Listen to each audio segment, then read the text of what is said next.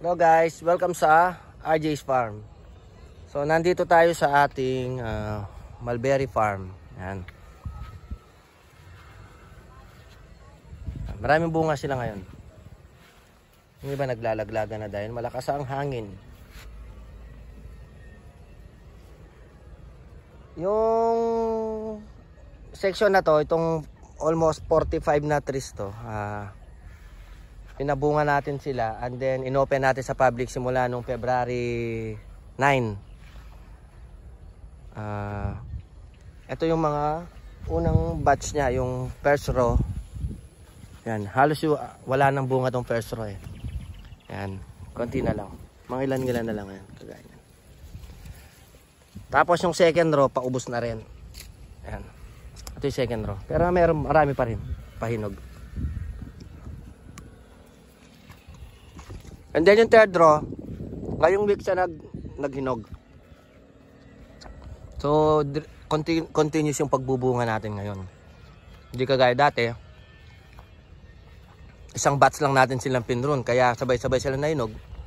Nung dumating yung mga tao, kahit saan kumukuha, maraming nasasayang.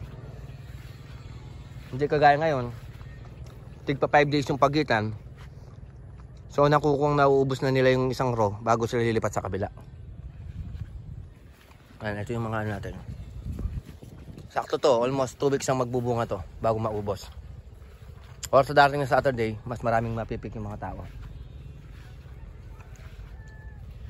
And then, i-update ko lang kayo dun sa mga pinron natin 2 months ago. Ay, 1 month ago. Ito. Pahinog na rin sila. Ayan. Nagpupula na sila. So, almost 1 week or 2 weeks lang to. Sakto sa mahal na araw, marami nang hinog ulit. Ayan. Pwede na nating i-open sa public na naman. Kasi mas maraming pupunta niyan kasi Holy Week. Kagaya nito. Ayan, pawaano na rin sila. Ito, isang batch nating inano to, 45 trees na isang batch lang natin silang pinrun.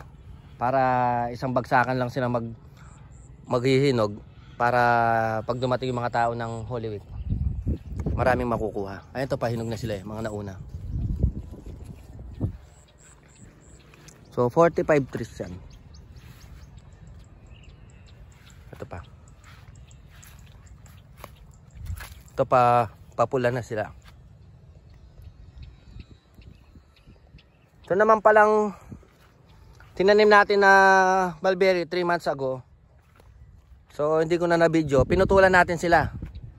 Kasi almost 6 feet na yung tataas nila. Tsaka natutumba sila ng hangin.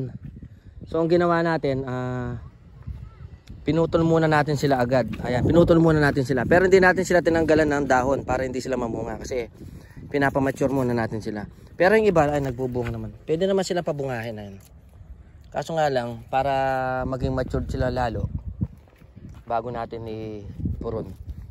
Gaya ng mga to, nagdidilaw na yung dahon, natagtatanggal na, ibig sabihin, magbubunga na sila niyan. Ayun. Konting ano lang, nalalaglag na yung dahon. So ito, 60 naman to, 60. Siguro March, April, May. By May siguro to, try natin pabungain ng unang pagbunga nila. So maganda sila, tingnan. And then ito, kamatis. Kamatis yan. Baka makahabol pa sa magandang presyo niyan. Kasi sayang daw yung lupa, kaya tinaniman din. So ito yung ating mulberry farm. Yan. All in all, almost 160 na ata to, yung mga trees nito. 160. Yan. So maganda yung panahon ngayon, makulimlim, mahangin. Yan. So yung mga pupunta ng mahal na araw, yan, makakapik sila, makakapag-pick. And then yung sunflower din nandun din. Tsaka may experience nila yung bukid, yung fresh air sa farm. Kagaya nito, pinagpuputol na natin kasi natutumba siya ng hangin. So dapat itatali dito. Pero tatayo din sila niyan pag hindi na masyado mahangin.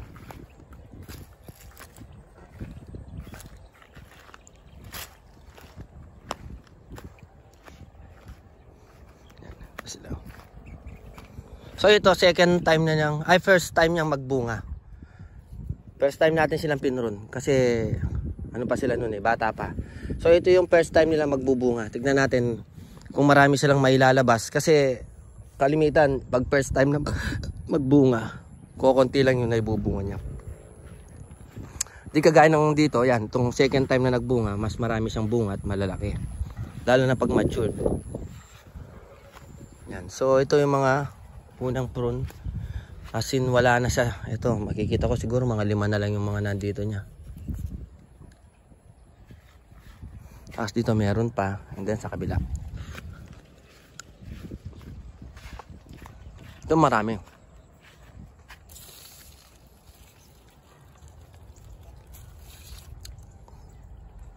So kalimitan ng pumupunta rito hapon kasi pagkatapos sa school, dumidiretso sila rito.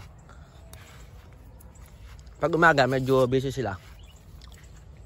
Pero pagdating ng Sabado, Linggo, yan, marami silang pumupunta, maaga. Then ito inayos na natin, pinatag natin. Kasi nahirapan sila maglakad pa bako-bako. So anong ginawa natin? Yan, pinatag na natin.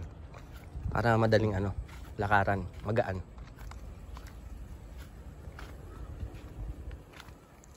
So marami pa tayong gagawin dito. Papakita natin yung mga sunflower natin. Saka yung mga tanim natin doon. May sili na tayo, may pipino, may kalabasa, may upo, siling pula, siling tari, yan, papaya, may Carolina Reaper, yan. So yun lang. At saka pala naglagay na tayo ng mga bandera rito. Ayan. Para yung mga pupunta rito hindi naliligaw. Para doon ka pa lang sa may kalsada doon, sa may highway, nakikita mo na yung mga bandera rito kaya hindi ka maliligaw.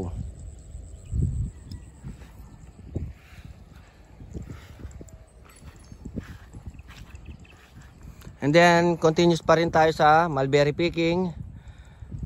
Tapos may available pa rin yung natin, yung laging binibili rito, yung mulberry tea natin, yan. So yung mulberry tea natin available din dito sa farm, or kung gusto nyo i-PM lang kami doon sa page. Yan. So yun lang muna ang update natin sa farm. At maraming salamat.